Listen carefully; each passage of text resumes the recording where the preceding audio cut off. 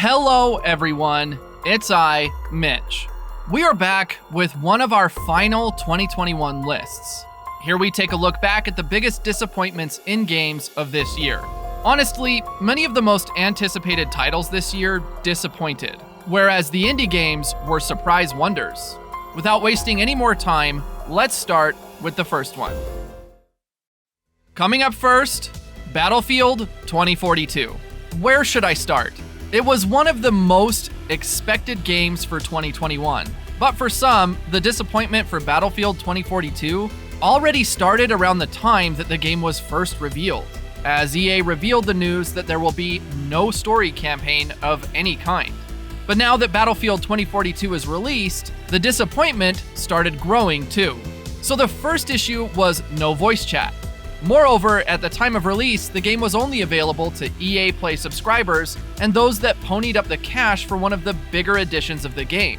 In terms of the gameplay state, they had a variety of constant crashes, glitches, and disconnections that were making playing Battlefield 2042 online quite the miserable experience. Although, with a few updates and changes, Battlefield 2042 might become better, or even a contender for one of 2022's games, but in 2021, it remains the biggest disappointing game of the year. It's very clear the game probably shouldn't have launched this year. Coming up next, GTA, the Trilogy Definitive Edition.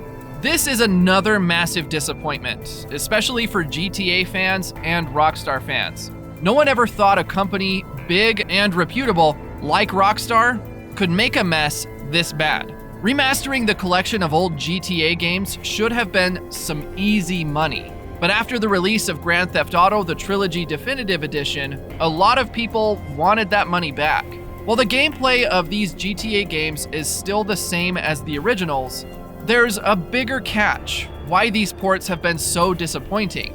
The collection had a variety of graphical issues, glitches, and straight up awful looking character models. Can you even imagine that a AAA company releases its trademark games with expired copyrights for its game music songs? Well, due to millions of issues, fans got really frustrated and disappointed with so many bugs and hindrances ruining the fun of their beloved games. Many people have been referring to GTA Trilogy as this year's Cyberpunk 2077. The GTA Trilogy should have been an easy money if made right. But instead, it became a massive disappointment. Up next, Back 4 Blood. The game is developed by the original developers that worked on Left 4 Dead, which means Back 4 Blood became a highly anticipated title. Retaining a similar formula where a team of 4 navigate through levels overrun with undead, Back 4 Blood introduced a card system to modify gameplay elements and increase the difficulty. While Back 4 Blood experienced good success at launch, many fans found the overall experience to be not optimal. The game's Swarm mode, which introduced PvP into the game, is not there anymore, while the community was hoping for more of a Left 4 Dead versus mode.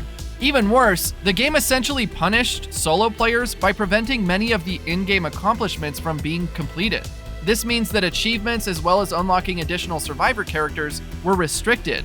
While Turtle Rock is working on fixes to these issues, longtime fans were no doubt disappointed at the launch state of the game. Coming in next, Biomutant. It's a massive open-world RPG from a largely untested indie game studio. Biomutant showed all the promise in the world before launch. The game lets players be able to play as a fluffy ball of murder who could tinker their abilities and skills along the way with guns and sci-fi bollocks. In reality, Biomutant tried to accomplish too much, but couldn't do so. Although the combat seems fun at first, after a few hours, it begins to really grate. The story and open world activities are also not that interesting, and essentially amount to repeating the same couple of activities over and over again until the credits roll. Overall, it's a beautiful looking game, but with less engaging content. Coming in next, Outriders. It's a 1 to 3 player co-op RPG shooter set in an original, dark, and desperate sci-fi universe. The game had a number of major issues at launch, including some small bugs and glitches mixed with larger issues that really hurt the game and player excitement over it. One of the most notorious issues with Outriders were the rampant server issues which plagued the experience throughout its launch weekend. Devastating for a game that was online only. And furthermore, another issue that completely wiped player inventory a few times, which made players wary to even play the game for fear of getting their hard-earned loot completely erased. A lot of players were also disappointed and frustrated to see a number of class nerfs and general class balances that made characters feel weaker. The game could have worked well if not for all the issues that it had on the time of its release. Up next, Werewolf: The Apocalypse. It's an action role-playing video game where you play as a werewolf. The game plot pitches werewolves as shapeshifters, meaning they can adopt a human, wolf, or werewolf form, with each mode representing stealth, speed, and strength respectively. Well, all three modes in Werewolf are terrible, making the core gameplay experience a miserable one as a result. The core gameplay and combat was pretty bad, and moreover, gameplay is one thing, but Werewolf is also cursed with a terrible story, so you'll have no real motivation to play the game.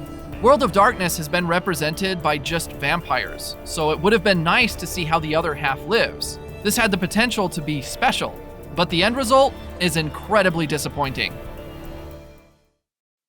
Coming in next, Balan Wonderworld. It's a platform game where players take the role of children drawn into the magical realm of Wonderworld by a being called Balan. The game was directed by Yuji Naka, the former head of Sonic Team, so there was hope that Balan might not disappoint the 3D platformer fans. But regrettably, the game was a mess, revolving around the use of costumes for abilities. Most players find out that the majority of costumes actually overlapped with each other, and losing your costume if you take damage made the game more frustrating than it needed to be.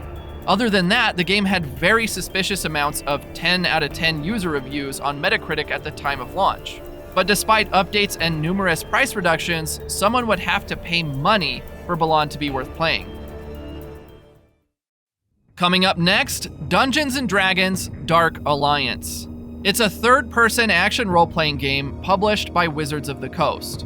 However, after the release, players found out the game is dull, has repetitive combat, a lackluster story, and difficulty spikes that made the game not very solo-friendly. On top of all that, the game was riddled with bugs and issues which further impacted the user experience. After all the criticisms, developers at Tuck Games tried to cover their mistakes and issued a statement outlining plans to fix the game, thus releasing a patch to improve the AI while also fixing the multiplayer connection stability and rubber banding issues.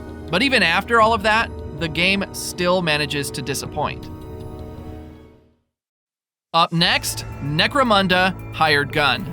It's a first-person shooter set in the Warhammer 40k universe, and the game looked great in the trailers. But unfortunately, it launched with technical flaws and it plays like an inferior version of Doom.